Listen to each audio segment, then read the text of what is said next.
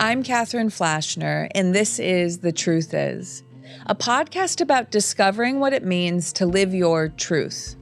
Even when it's messy, when it unravels the plans you thought you had and invites you to step into the unknown. Each week, we explore practices, stories, and conversations that illuminate the ways we find and follow our own path. This is a space to slow down, ask questions, and uncover what's been quietly waiting inside of you. If it resonates, subscribing, following, and engaging with the show really supports me in bringing more people into the conversation. Thank you for being here. Welcome to The Truth Is. Franziska Gonder, welcome to The Truth Is. Thank you. Thank you. It's wonderful to meet you. I love how we met through a mutual friend who her wisdom and experience has been a gift to this podcast. And I said, when you get attached to an invisible thread of brilliant women, you follow it. You just keep going, right? You just keep pulling and pulling and pulling. Yeah. Yeah. And I told you when we met last week, your work felt like this natural extension of the questions that I've been exploring as of late on this podcast. And the way your work is articulated in the world felt like this answer to the questions that I've been circulating on the podcast. So I'm so grateful to be able to have this conversation with you and share it with my community. And I wanted to start, you put up a piece of content a few days ago that was so it hooked me in the way that it was articulated. You were thinking out loud about this idea of choice, and you were reflecting on that through your clients, through your work, experiencing people in their 30s into their 40s confronted with inquiry around having choice in their lives. Yeah. So I wonder if you would take us there, as it feels like so related to the exploration here. I think the reason why it shows up in our late 30s, maybe early 40s, is probably manifold, but the patterns that I've seen is, I think for the first time, men and women kind of like become aware of what happens when you've achieved a certain level of success, certain level of traction in your life, a certain level of accomplishment. And then there is this immediacy of like, what's next, right? And then they realize, oh, that'll be just like a continuation of what I've been doing. And we're at this moment in time in our own bodies where we're wise enough to kind of reflect and being like, is that it? That is, I think, where it all starts. I think this is where people start thinking about, what does choice actually mean? I think I was fortunate enough, and this sounds terrible in a way. I was fortunate enough to lose my father really early in life, to ask myself that question in my early 20s. Mm-hmm. I don't think I would have asked myself that question if he had not passed on and left me with a lot of like question marks. And you know what I may offer that I think is so interesting, the powerful and deeply painful personal example that you share about losing your father in your early 20s. I wonder if it brings into view the things that we do not have choice over. That harsh reality of being alive. I do not have choice over this. What do I have choice over? It's so interesting to think that agency is a seed from that type of experience. People who have a lot of agency once granted themselves coming up from the dark again, coming up from like a deep place of either despair or hopelessness or sadness or anger, or realizing it is all within us. Agency is within us, choices within us. I know in our first conversation when we met last week, we talked a little bit about like kind of like conditioning, right? And sort of like that even the greatest form of conditioning does not eliminate the desire for choice at some point in our lives. And choice can be wide ranging. Choice can be all the way from like, choosing a partnership that you thought you had but realized you don't have, and then either moving on or like reimagining that partnership entirely, or reimagining your professional life entirely, or reimagining sort of like what your everyday life looks like. Like, what if all of a sudden money becomes a lot more important for you for whatever reason, or money becomes a lot less important for you, and you're like, actually, I want to earn less and do more artistic things. Yeah. Like, I think choice is just whatever is yours, but we only find that through the deep inquiry within ourselves. Mm. There's another part of your story that led to this work that I deeply related to. And a lot of the women and the individuals that I speak with through this podcast, through this season of life that I've entered, where I stepped away from 10 years in the corporate world, pursuing this thing that I really, at one point, wanted, like genuinely. And I stepped away about 1 year ago. Hmm. And when I first stepped away, it was like, all right, there's two options. Either I'm doing the corporate thing or I'm like hustling to make the entrepreneurial thing happen. And Yep. I think the surrender and the reimagination has been what you're pointing to, which is actually there's possibilities that for your life and the design of your work and your life that you don't even see yet. And what I'm so curious about with your work is the guiding back to personal imagination. So it's two questions. Take it wherever. One is your own journey through a similar early career, culture of early career. You talk about like being the alpha female in that environment.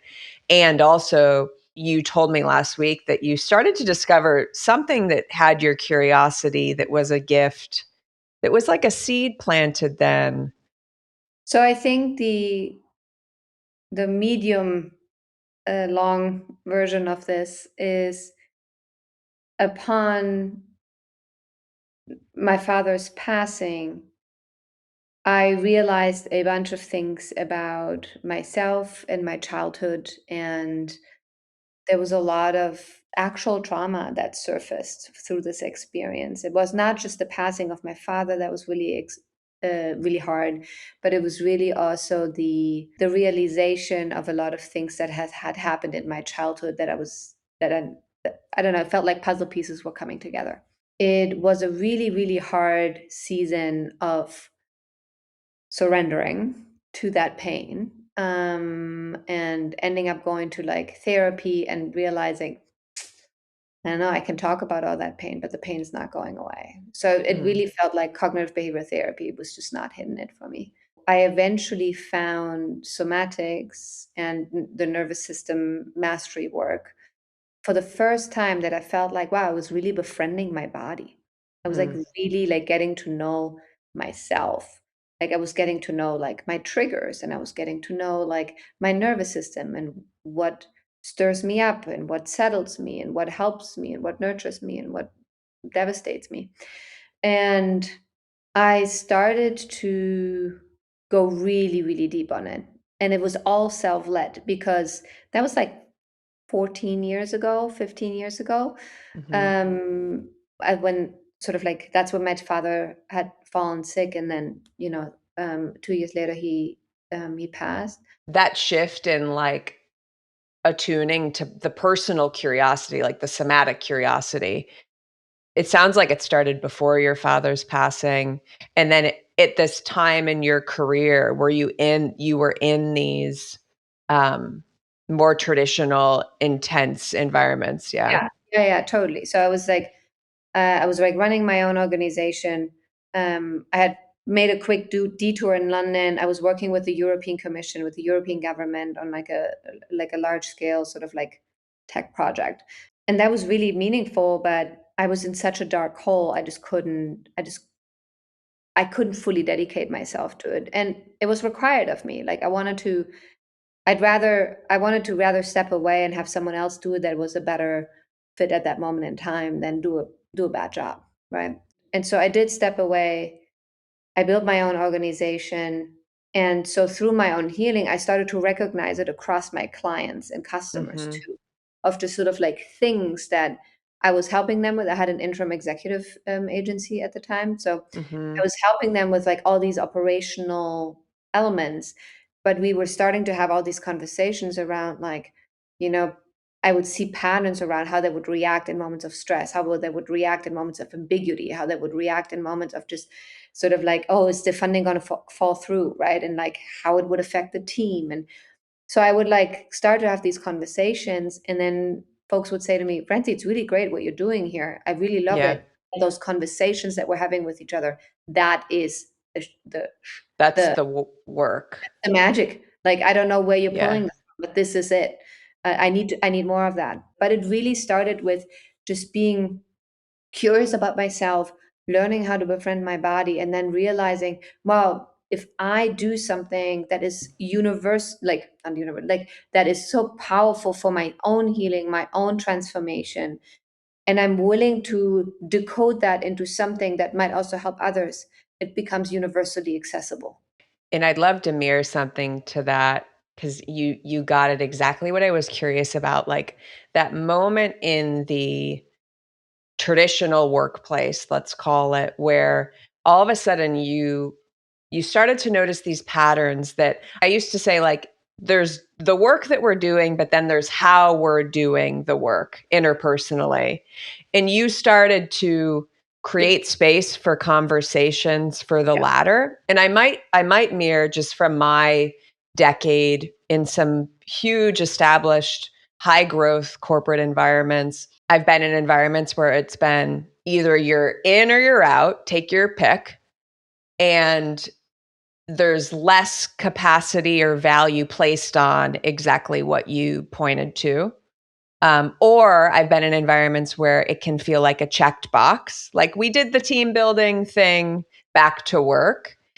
To me, you're getting it a new paradigm and a new opening for something that needs to find its place in modern work culture at large. the reason why I'm so obsessed about it is because when you can influence one person in a team positively through the awareness of like, how does your nervous system influence the nervous system of an entire team, right? Hmm.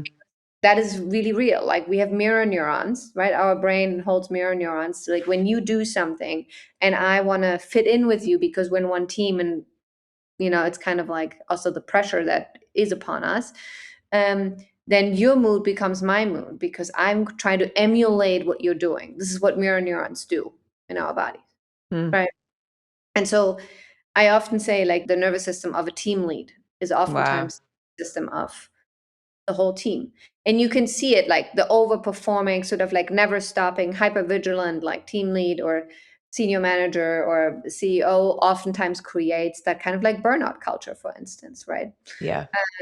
And it's not necessarily just by through the things that they're saying, like it's got to be done now, and like the deadline is, and like I know we just launched this thing, but let's keep going, right? It's not just that; it's Yeah. also just the way they hold themselves. It's the way they interrupt mid sentence. I often think it really does start with that individual that is willing to do the work, right? Hmm. Or that even has access to like saying things, or is willing to say things like, hey, this meeting feels somewhat heavy. Yeah. Can you all pause for a moment? I don't think we're going to have a good time if we could Yeah. just continue like this. But it needs to be someone in the room that has enough awareness for themselves and then is willing to translate that into something that serves the collective. And I think we need to make that the paradigm shift. We need to Mm. make that sort of like, I oftentimes think about this phrase of like being unreasonably human. Remind each other what's possible when we do feel like how fun it could be if we're all on the same page.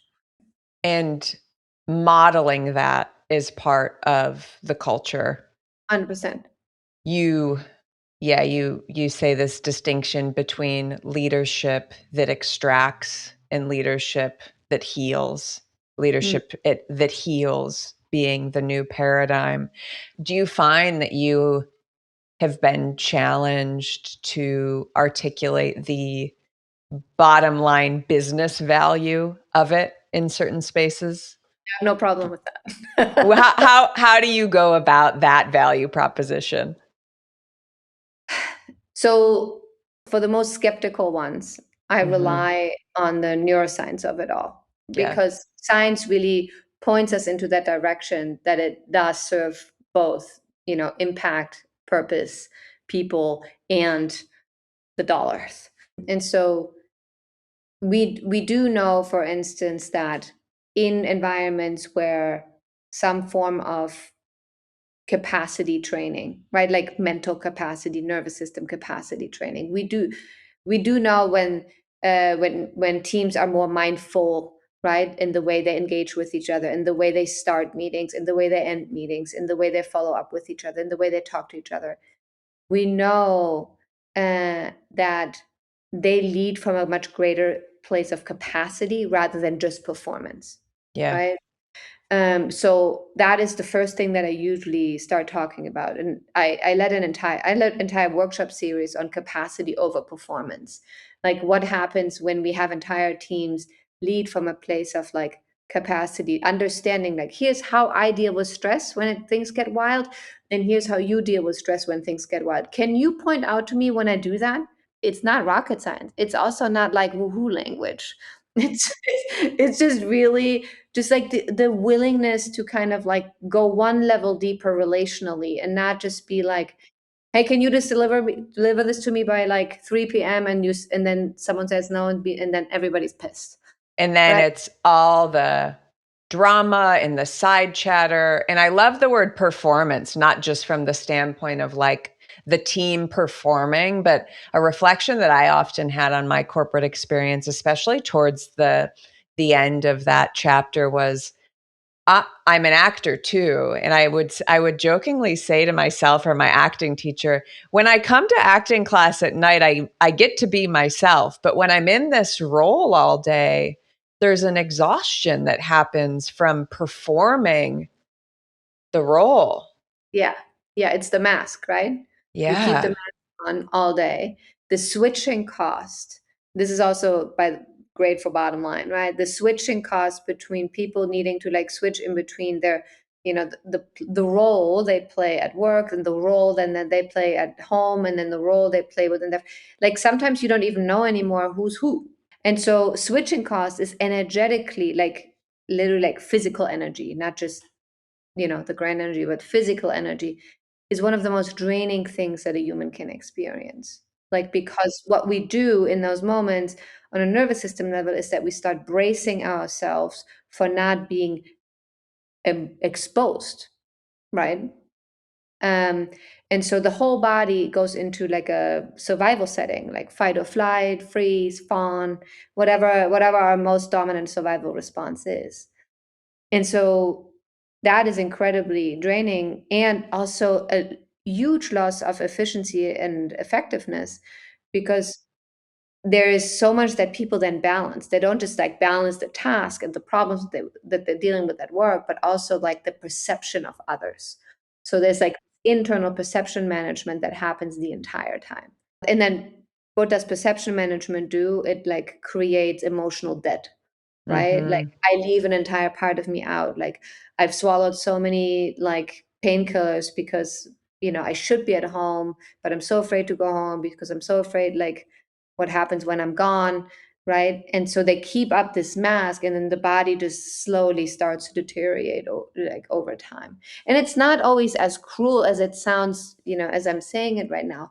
It's oftentimes happens throughout like years, and You it's is just it what you call like a slow trauma? I've heard you say yes. those words. Yes. Yeah. Yeah. Yeah, that's a slow trauma. It's like when Yeah, small things that are misaligned from like who you are or what you would like to say or what you want to totally. contribute, right? It becomes a characteristic over time. It becomes part of who you are. Yeah. And I think that emotional debt is really, it costs a lot. It costs organizations a lot, right? Yeah. I'll offer on a personal level because the workplace is this inherent, very relevant example. It's interesting, though, I reflect on the last 3 years of my life. I was performing in a romantic relationship that imploded because we found out that he was performing and lying to me about a bunch of stuff. So that imploded. And then a year later, it was like me looking at everything. And then I think it shined a mirror on how I was performing as this corporate version of myself that just no longer fit. And so it's so interesting to see how it shows up in these different places. And I want to bring it back to the personal, because as I pose to you, this podcast explores what it means to live true to ourselves and how we come to understand who we are. And then maybe it's shedding those layers of conditioning and figuring out how we, I wrote down like that idea of choice landed on me because it might be like, it feels like a really precise diagnostic of the question that my listeners and I are living. Like, how do we figure out how to choose our lives for ourselves? You went through a bit of this in your own journey. Yeah. I mean, I think choice is an everyday choice. Um, Funny as it sounds, right? But like, there's, especially as an entrepreneur, there's so many things that you face on the daily basis that, you're like, what? Why am I doing this? Why am I doing this? This is crazy. I also have 3 children, right? And I also have a partner and multiple animals. And so there's a lot of choices that I make on a daily to be like, this could be a lot easier if I would just, you know, I don't know, stay at home, be with my children all day. I would love that sometimes, right? Or not work with my husband, right? My husband and we have our own organizations, but we work really closely with each other. Like, it's a level of commitment that we're making to each other that is huge, right? We're basically embracing the choice of like, let's be multidimensional for the rest of Yeah, our lives with each other. right. There's a level of depth and a level of conversations and a level of like, you know, good night stories that we have with each other that are very unsexy sometimes. Like all the way up until the last minute when we go to bed, it's sometimes like, man, this was a hard work week. Do you want to reflect on it? And we're both looking at Mhm. each other. We're like, no, but we really should, Well, and right? that's a Um, choice. It's like it's a so choice, interesting. right? Yeah. Like you just but the choice for me, the theme of choice always comes back to me, for me personally, is like, what is the legacy that I want to leave behind? Like, I think Mm, that became really big for me when I became a mother. mm, Uh, Especially also because the legacy of my father was not one that I want to look back on. And I'm raising 3 boys, 3 men, right? So there's my father who didn't leave his legacy the way he wanted to, even though he had the chance several times to do so. And then there's those 3 boys that I have that have the chance to do it so wildly different. I think choice is also like, how do we squeeze most of the life out of this precious life that we have? What is the impact that we want to create? What's the legacy that you want to leave behind? Like, we got to ask ourselves these questions eventually at some point. And it all comes back to this sense of agency, and it all comes back to this feeling of like, am I self led or am I led by others? That has a huge impact on the people that are part of your organizations too, or part of your family, yeah. right? If I run around on a daily basis just being led by others, and my kids perceive me this way every single day, there's a certain range of choice that they see within themselves as a result. And then it just Mhm. perpetuates. You've said, I love this, a core element of your work is equipping leaders to lead from a place of belonging, safety, and dignity in a culture that celebrates urgency, pressure, and sacrifice. And I think that's at work, at home, all the places. I wonder how you, in your own words, describe the work you do with individuals and bring someone into that new awareness for themselves It's so contextual. I just want to say that, like, to upfront. It's the individual. yes, yes, because every individual oftentimes comes with different objectives, different Yeah, problems, different challenges, different desires, right? And so I wouldn't want to generalize it too much because it fair. would take away from the richness of it all. But I think a big theme overall is the thing that got me here is not the thing that gets me to where I'm trying to go. I think that Mm, is spans across everyone. And this is, I think, a little bit of like coming back to the conditioning piece too that we talked about. Conditioning, or like what we have conditioned ourselves to believe, or how we grew up, and as a result we are conditioned a certain way, right? Social conditionings. It's not a bad thing. It needs to happen. It's basically meaning making, right? What we don't have societally is we don't have any form of rituals or rite of passages that sort of like helps us to check in. Hey, is what I'm doing still what I want to do, or is the way I'm leading this team right now, is this how I still should be leading this team? Like, should I still be leading my life in the exact same way? You see mhm, this a lot, right? Especially in corporate America, how like a woman goes on maternity leave, comes back, and then tries to live the same life at mm, work, just with a kid at home, or with two, or with three. And it's literally impossible. And I think that's where we make people sick, right? Because yeah, we're expecting people to, again, the masks, right? We expect them to carry the same mask, even though the entire world has changed, right? And so if we're not willing to look at that as an organization, being like, how do we meet people's rite of passages? How do we meet mhm, people like moving into motherhood and fatherhood, and losing a parent, or taking care of a family member, or getting married, or anything like that, like any of these like more traditional rite of passage. There are many others, by the way, too. um but like, how do we support that, and why wouldn't we? right. Perfect example of a woman coming back with maternity leave or from maternity leave, and she is not the same as she was 6 months ago, and so how it's introducing, like, the value of malleability and the capacity, you use the word capacity, to have the team in the organization and the relationship s evolve s in for the good of the individual and the team and the organization. Yeah, And yeah, it occurs to me that there's an old paradigm that you're challenging rightfully that's like, well, if you can't do what you always did the way you always did it, there isn't a place. And I might have mentioned this to you, you know it just as well as I do. In the US alone, almost 500,000 women left the traditional workforce last year. And a yeah, lot of them are the women that listen to this and I talk to all the time, because we are in this moment of that didn't work yeah. anymore, but we're not any less ambitious about our lives. We're And just in fact, probably more. I think so.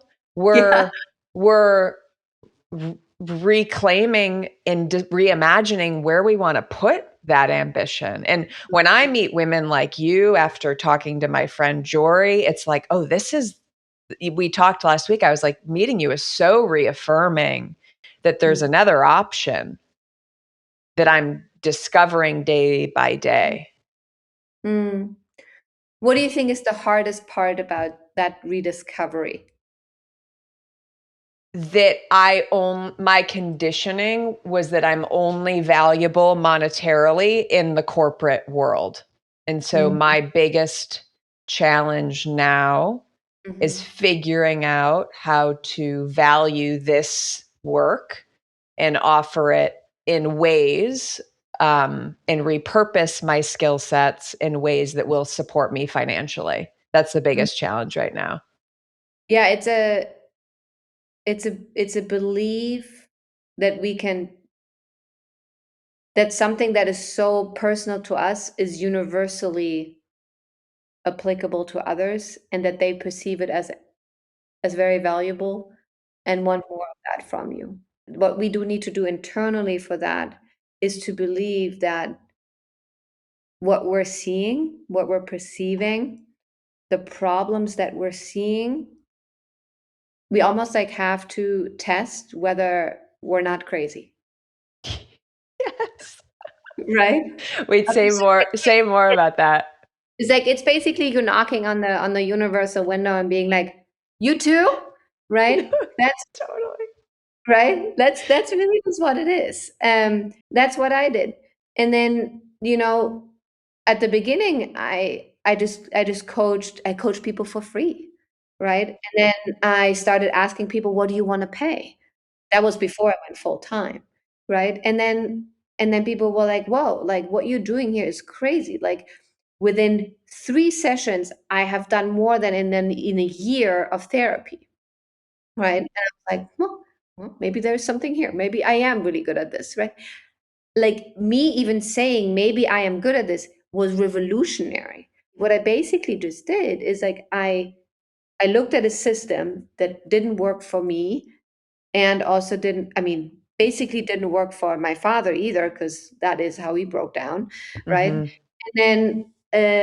And then looked at all the people that I worked with and being like, whoa, like they're all going to therapy. They all have like some productivity coach or business mentor or whatever it is, and they're still struggling hardcore.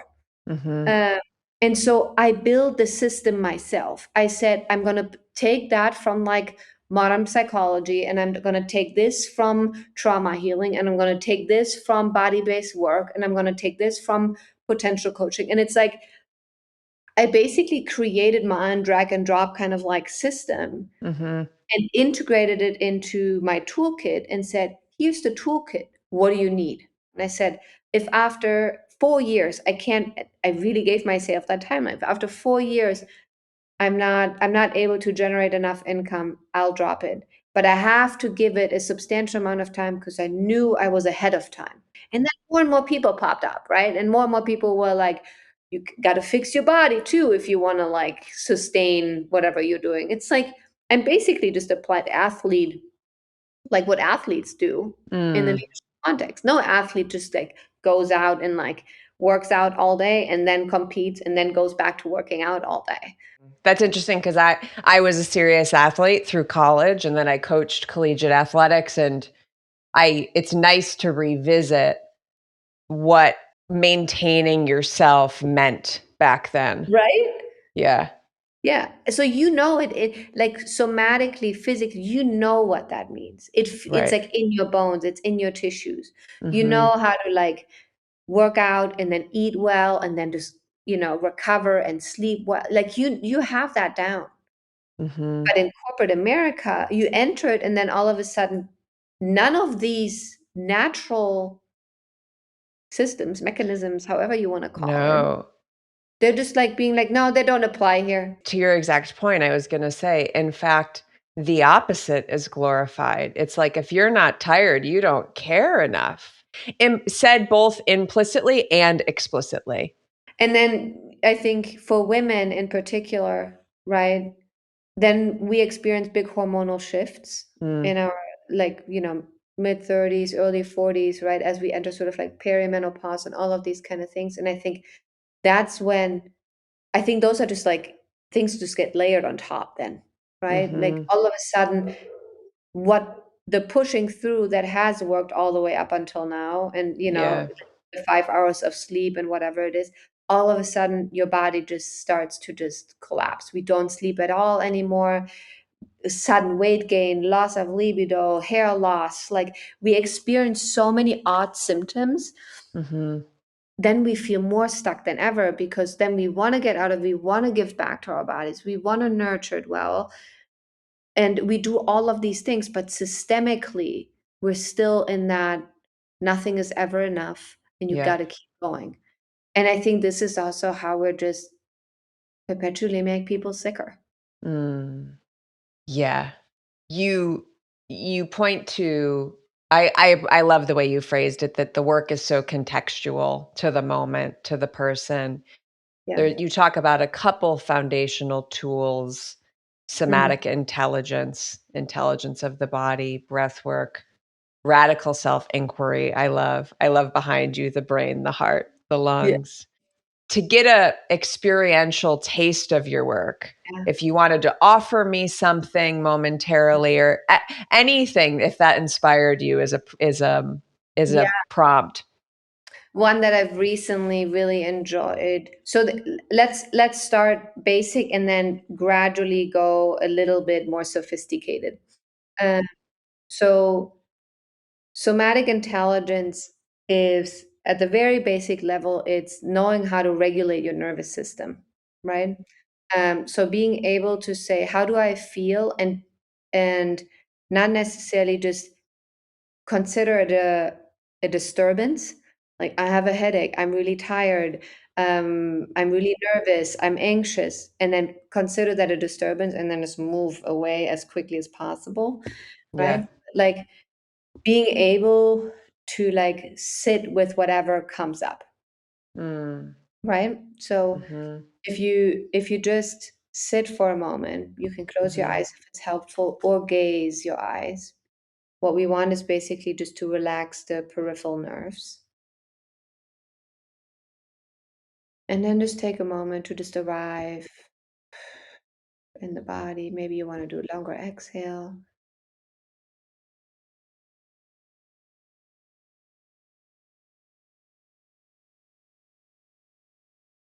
And then try to like see if you can scan your body from like the top of your head internally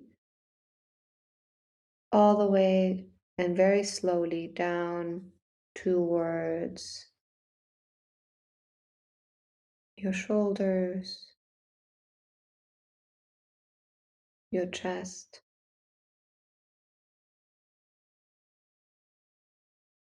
towards your abdominal, and then the uterus or the hips.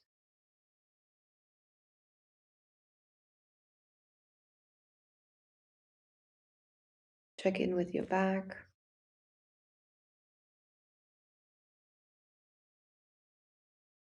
and then your legs.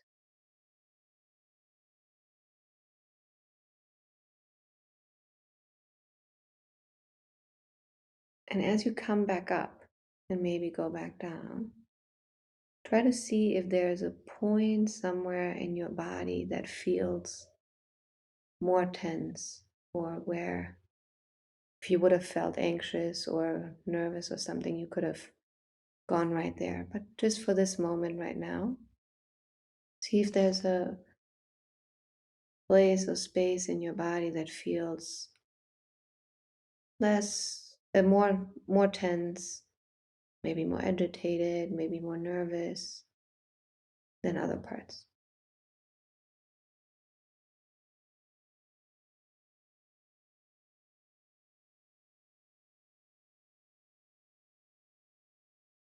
And you can place your hand there if that's helpful.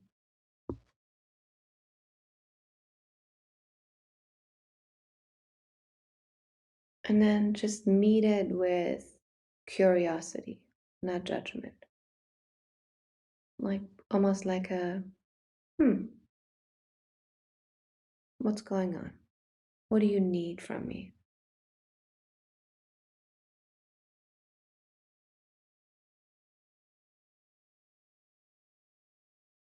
And just see what happens to the texture of the feeling, maybe the color, temperature. Maybe something comes up for you, even like a story, an old memory.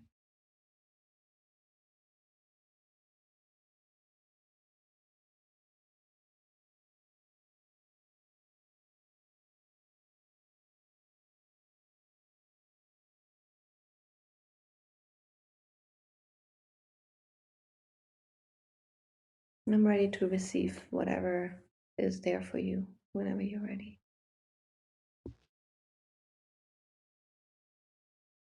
Thank you. At first, as soon as we started, my attention was brought to all the tension in my shoulders. And then as we scanned back up, my attention was pulled to like the heaviness and tightness I can feel in my heart, in my throat. Mm-hmm. And the inquiry you offered, it brought me to the permission to just speak from where I am versus holding the 6 pages of notes in front of me on my desk. So if you would turn that into a leadership lesson for yourself right now, personal leadership, not organizational, but personal leadership, what is that for you? That I can trust that I'm prepared. That I can that I'm enough to just show up and be curious. Wild, right? Mhm. That was what, 3 minutes? Maybe two? Yeah. All there. It's all there. The way you went from the awareness and the curiosity of the body to translate it in 3 minutes to a leadership lesson that my lived experience has for me. Yes, that's it. It's not you lecturing to me the leadership tenets of 2026. Mm-mm. It's me making sense of my own Experience. whoa, Mm-hmm. Which is whoa, self-led, which is dignity, which is belonging to yourself, right? It's safety within yourself. whoa. Mm-hmm.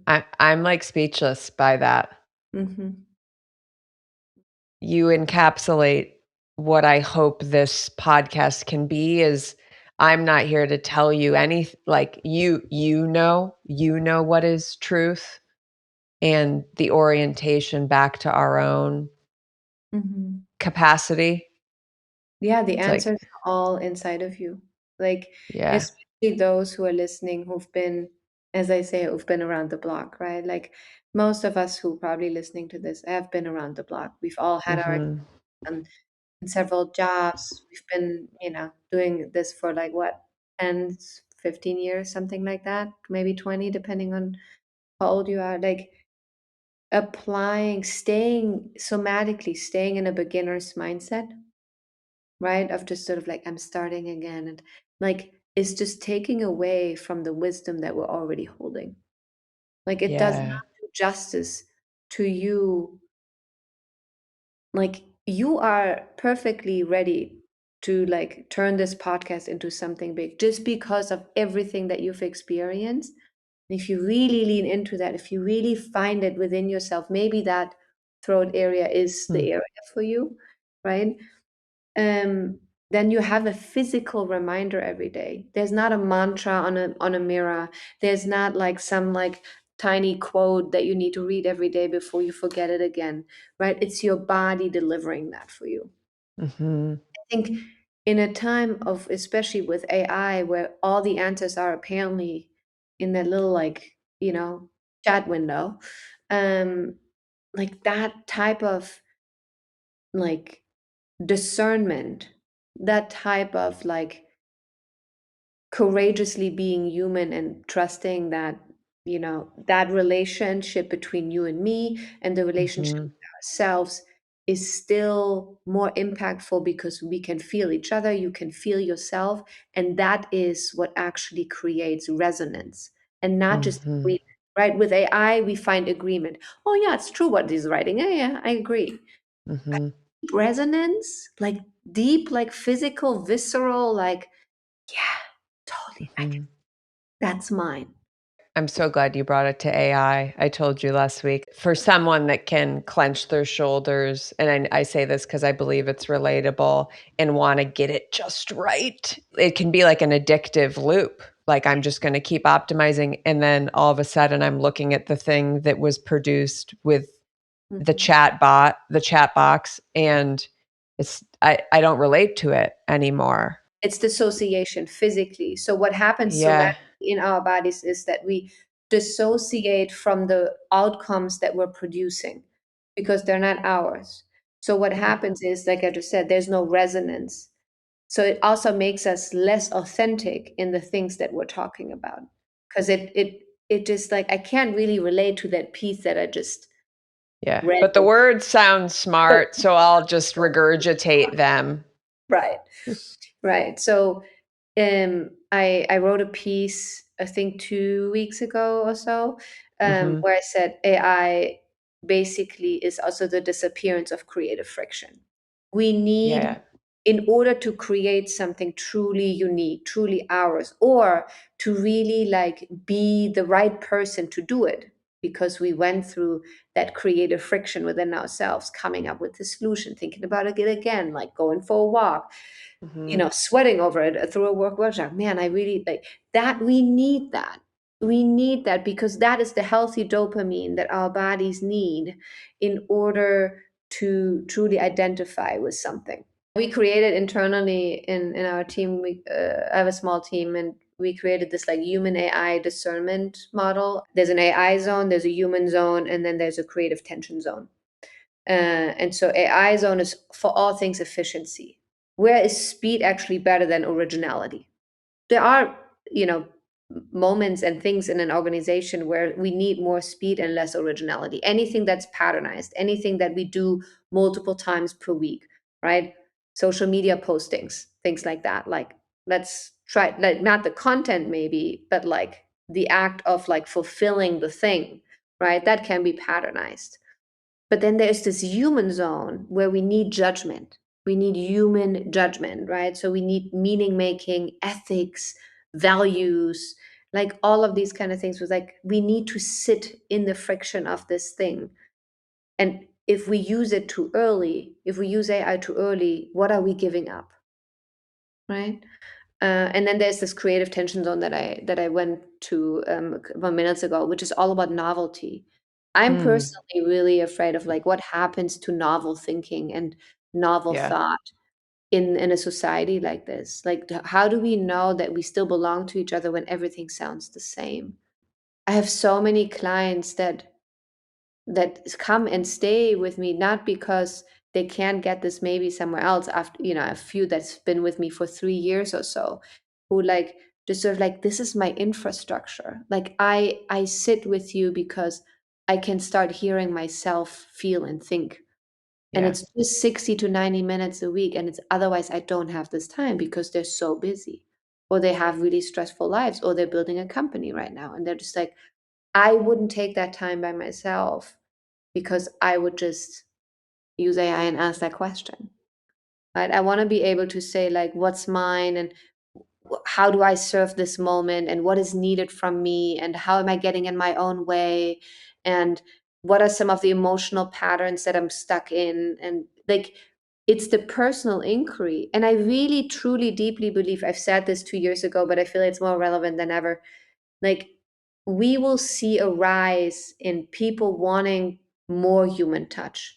I Yeah. think we're on the cusp of more relational intelligence, more collective gatherings, more people wanting smaller micro communities of people, like in your category, in your theme, and then coming together and authentic exchange, like authentic relatability, Yeah. right? Like sitting in something together, because it's so unfulfilling and so isolating to Yes. just be in that chat box exchange. And so I'm all team human.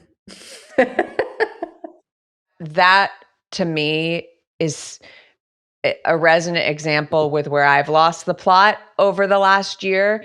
Yeah. The choice to have a session with you and keep the infrastructure versus asking a chat box like, help me understand this pattern that I'm in and how to fix it. Like, I've tried it and it has left me more down a spiral in isolation. Right. And Of course. now I am so clear on the support and the scaffolding of my people Yeah. being the most important anchor in my life right now, personally, professionally, Yeah. because I've done it where I'm like, oh, I can learn everything right now about myself. And I love, though, the framework of there's places for it, there's an inevitability to that. And I'm so inspired by people like you that are in the work of discernment for themselves and for their communities, because I'm of the belief we have to meet this moment in our own corners of the world. Otherwise, it's going to be decided for us. Yes. And just like you are pushing against old paradigms of what it means to like lead teams in Mhm. organizations, I think this is part of that conversation of what our future is going to look like. Lead teams lead ourselves, right? Like the way we lead ourselves is oftentimes the way we lead others. Like if I don't have compassion with myself, hard for me to have compassion with others. Beautifully said.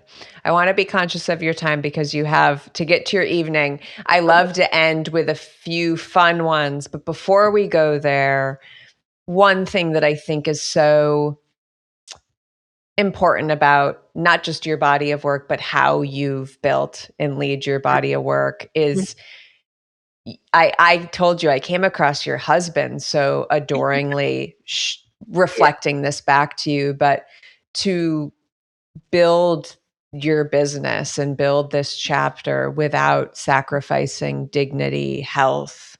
It's an Yeah. example to a lot of my listeners that are reimagining new Mhm. chapters, new ways of being. How do you reflect on what was possible in that experiment for yourself? Mm. Yeah, I'm so glad my husband made that post, because I would have never reflected on it the way he did. So uh, I I'm really lucky because I'm married really well.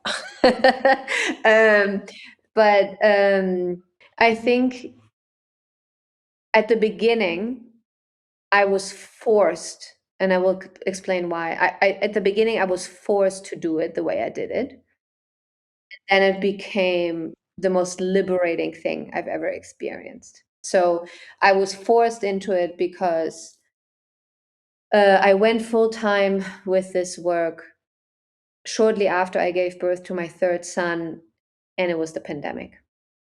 And so the combo was uh, powerful. I call it it's I call it an M&M, messy and meaningful. Um, Great. and they come in all sorts of colors, right? Like M&Ms Mhm. do, but this was definitely messy and meaningful. I had three boys in 4 years, so I went all in, but my body was just not able to do more, quite frankly. Mhm. I was very I had postpartum depression. I was really, really tired. I have a nervous system or nerve disorder called restless leg syndrome that makes it almost impossible for me to sleep during pregnancies because my legs are constantly like it's like a shivering. So I had to orient my days around how much did I sleep, and if I don't want to go on any form of medication, and I was offered medication, like antidepressants and all this kind of stuff several times. And I always said, I feel like there's something I need to feel, and I feel like there's a new relationship with my body that I need to find.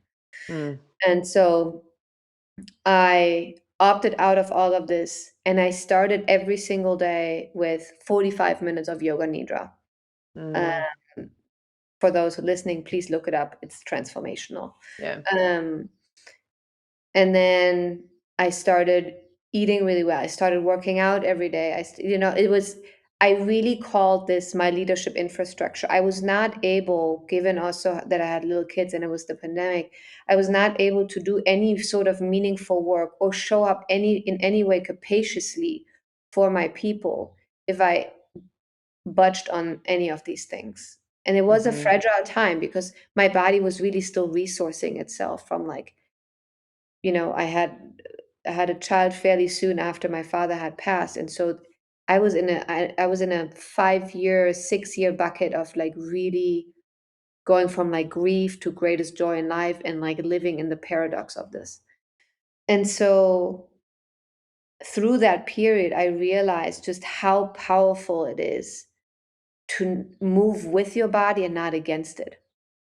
And I don't think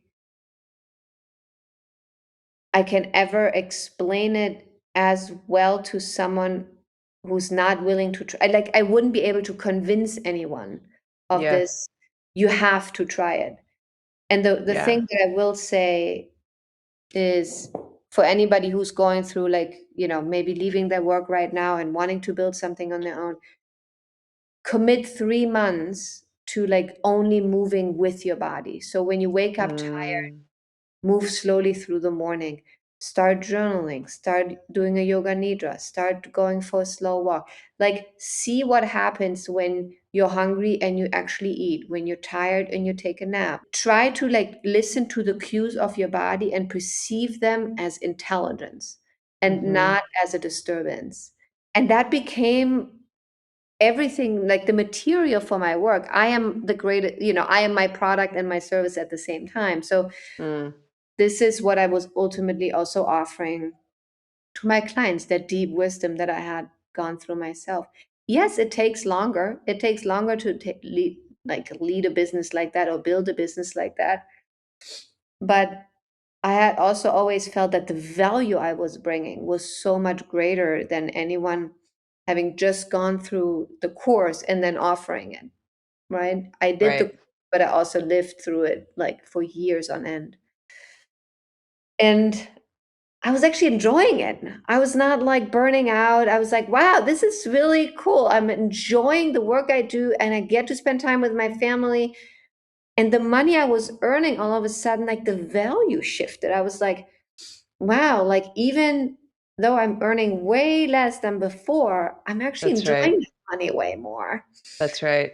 And I didn't want to spend so much money anymore either, because I was like, oh, I love being in nature. And I became this like person that everybody talks about, of just sort of like sitting in the green and just enjoying the sunrise. I was like, who am Yeah. I? Right. But it was so fulfilling and still is. And so it was so beautiful how simple life got.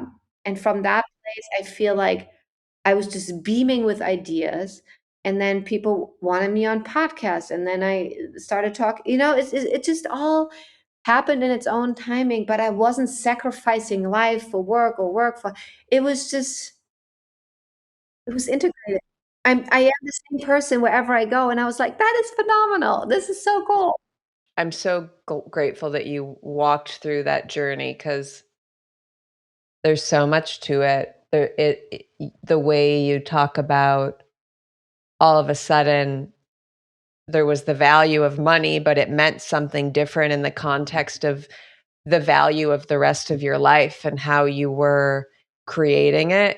And the starting point with, I'm going to listen to and honor what my body is telling me, and let that be the true north for how my days unfolds. Because, to bring it full circle to the conditioning of overriding all of that in the name of success, in quotes for anyone listening, success by whose standards, you know? And there's something to be said about, I don't know what it is exactly. There's something that I can't explain just yet, but like, because this work for me is like legacy, like I'm devoted to this. I am some like when you committed to something for a long period of time, and not just for making money. The money comes. Like, I am Mhm. earning more now that I used to earn. Um it took me 5 years, right? But I didn't miss out on anything in those 5 years. I was part of my children's childhood. I have a thriving marriage. Like, I have great friends. I made a move to Portugal. I live a great, like, life was still so beautiful and rich and meaningful. Um, Mhm. and if you're willing to redefine what success means while you're working towards what you want to also earn financially, right? And bear the cost of that and be willing to just say, like, that is the cost of me building something that has legacy or is meaningful to me, because this is my signature. What I'm living Yeah. here right now, this is me. It can't be Yeah. any truer than that. And then to use your word from earlier, you discover you have the capacity to carry the implications or the costs of Yeah, that process, that creation, that discovery. yeah. And Yeah. I'm not saying it's easy. There are hard days, hey? Like it's Mhm. messy sometimes. Um, but I feel like I feel like I'm willing to go through it because it's A, it's mine, and B, it's what I truly deeply believe in. And like it's the coolest thing is when something that you deeply believe in is universally needed. Yeah, how That lovely. right? That combo is like, oh my God. Yeah. And to you, what you said, I believe you were ahead of your time, and the time is now. And it is I swear it's paralleled with the acceleration of AI, how much this work is needed, Yeah, right? yeah, yeah, yeah. So I'm so grateful to have met you and have Yes. your work now be in my life. I will point folks to your Substack, your website, anything in particular that is like alive. You said there's a lot of work in development right now, but anything that you'd love people to orient towards. Yeah, I mean, I will also send you there's a secret one pager that we have Please. in our assembly, which is our new, like, it's a it's a program for the first time where I'm teaching everything that I've learned. And then we have a women's leadership group too, right? Where we started to democratize some of the one-on-one work that I'm doing, where women come together in a container of 10 um, Amazing. and just do this work together, and it's been so powerful, so powerful. I'll try to guide you through some of the women, also to some of the women that have done that work. That would be amazing. And Yeah, and then obviously the one-on-one work, right? But that's all on Mhm. my website. Amazing. A few fun ones just to bring us home. Yeah. What is something that us in America could learn from the way life is lived in Portugal? Well, as someone who grew up in Germany, has an American husband and lived in America for a long time, and now lives in Portugal and has traveled the world before I had kids. Um, Mhm. uh, One thing that I love about Portugal is the gardening culture. Mm. I think part of me slowing down in my own life was rediscovering how beautiful it is to like actually see things grow that you plant. Um, Yeah. and Portugal has, like, most people have a little garden with their own veggies growing everywhere. And I love that about them. Mhm. There's something I love the basicness of the life here sometimes. I'm just Mhm. like, what is it truly all about? Um, I think the chit chats and like the old car, like people don't just get all the fancy new stuff also because they can't. But there's like such a culture of just coming together and helping one another. It's like you have that and I have that, and do we want to share, and should we exchange? And people knowing each other for like their entire lives, and they're sitting on that same bench every day. I don't know. I'm a sucker for these kind of things. So I Yeah. would say, like, when you really slow down, you don't need to travel the world. Oh, now I'm curious your answer to this one. What is a ritual or a practice that keeps you you? Several. So I do a yoga nidra every single morning. I Whether it's love I love the nidra in the morning. That's amazing. Yeah, it helps me to build my nervous system capacity for the day. Uh, Yeah. and sometimes I have downloads. Sometimes I journal after. Sometimes my kids join me. They can join me. They know they can't disturb me. So sometimes I have just, like, tiny breathing humans next to me. But So it has become like a family thing too, which is really cool, that they grow up with that, I think. Mhm. Um, my mom is an artist, and I have found my way back to it as well. I grew up with it, and the moment the sun comes out, I'm in my backyard painting, and I usually paint shapes that represent some form of emotional thing that's happening inside of me. Like I try to express myself through that. Doesn't always make sense. It's, but it's usually shapes with a lot of color. Trying to Wow. just, move my own stuff through. Mm. And I have little rituals with my children every month. Sometimes when it just needed, sometimes when there's like, the beginning of spring or the beginning of, something. But we write down regularly what needs to go. Um, Mm. and not so much as like a spiritual practice, but really as like a practice of like moving the stuff that we usually don't make time for into our conscious mind, and then consciously let go of it. And I want my kids to learn that really early on, that not everything that's circulating necessarily needs to stay. And it's Mm. them to discern what needs to stay and what needs to talk about and what needs to just go. I love your leadership coaching translating to a younger generation. Gen Alpha ready to go. Yeah, yeah. What would your 8-year-old self say to you today? Finally. Mm. So good. Yeah, I That's think so good. she knew all along. She was always the truth seeker. She was always just so passionate about people's connections and building harmonious relationships. And she's like, yeah, like, well done. You finally are in the Mhm. color that you're like. I felt like I lived in a gray world, carrying so much color inside as an 8-year-old, Mhm. 9-year-old. For me, it's 9. And I feel like the more I do this, the more I become the colorful self that I'm meant to be. You said 9. So I'll go, what would your 90-year-old self say to you today? So my 90-year-old self is a bohemian grandmother. Of Um, course.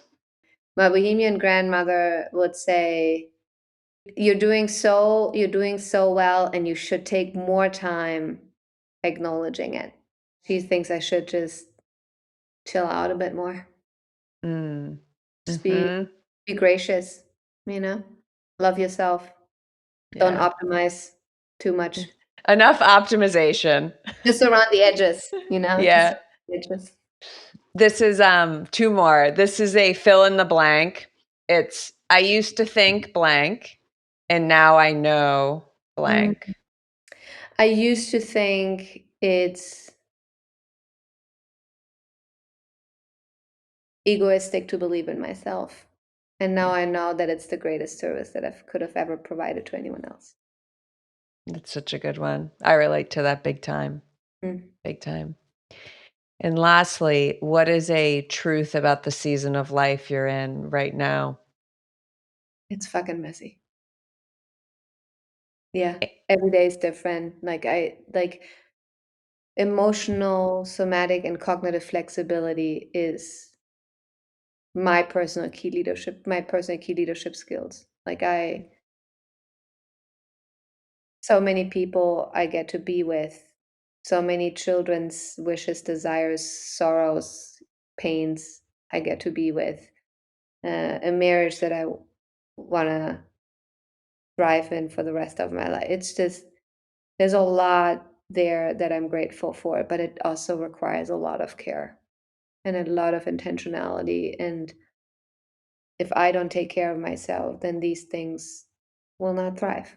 And so I have to. Mhm. And it's fucking messy. And the other M too, perhaps, Right, it's when you messy, said right, it's messy and meaningful, but yeah. the reason why I'm saying it is, like, I'm not expecting it to be, like, easy, and I'm not, like, Yeah. complaining about that it should. I'm embracing the messiness. It's just what I'm in, and so I'm just learning to just love it. I'm just Yeah, learning how it. How lovely to not have the mess be something to fix. No, I'm not. No, because Yeah. then I would also try to fix people around me, Yeah. try to fix my children to be a certain way. And I don't want that. They're all three so vastly different from each other. Yeah. Like what I would take away from them. I'm just the Mhm. carrier. Just came through me and being like, you know, and now they're on their own journey. And I'm here to be like, yo, where do you need to go? What do you need? What help? Mm. Um, right. But like I never want to raise children. I want to be in relationship with my children. And that's why I just like have to embrace the mess. What a beautiful distinction. And a relief. Like like to let the life force be there, and you get to observe it and nurture it and partner with it and be in relationship to it without being carrying the It has to be weight a of it. yeah, Mhm. yeah. But I think there are certain values that I think you need to give a child in today's day and age because if I wouldn't have put a certain few boundaries around like media use or things like that, right? Or Mhm. the way I want my children's education to go, right? Like I think I would have also I think that would have harmed, you know, the relationship with my children. Uh, Yeah. but overall, the mantra in our home is uh, relationship, not like being in a relationship with children, not raising children. Mm, that's so cool. Yeah, but it feels like there's a thread there to all of it that um choose the humanity, like trust the lived experience. It's meant to be messy, the meaning's in the mess, and Hmm. you orient people back to that. Hmm. You're one of those people now that I can't believe I didn't know you 3 weeks ago, truly. In your work, you who you are in the world, and your work feels like it was a missing puzzle piece that now like fits in so intentionally. Thank you. I Yeah. carrying that with me. Thank you. Mm. Thank you for doing this with me today. Mhm. Thank you for going deep and wide and exploring all the colors. It was beautiful. I know there's more to come Oh for yeah, us. I think so too. I think we have to. I hope you leave this episode with something that stays with you, a question worth holding, or an insight worth following. If this conversation resonated, subscribing or sharing the episode helps bring more people into the conversation. And connect with The Truth Is at The Truth Is Podcast on Instagram. Special thanks to the people who make this show possible. Editing by Dan Kroll. Video production and editing by Anton LaPlume. Music by Will Savino. Visual identity by Sarah Gaynor and Jonathan Bush. And guidance from my friend and advisor, Natalie Tulloch. I'm Catherine Flashner. Thank you for listening to The Truth Is.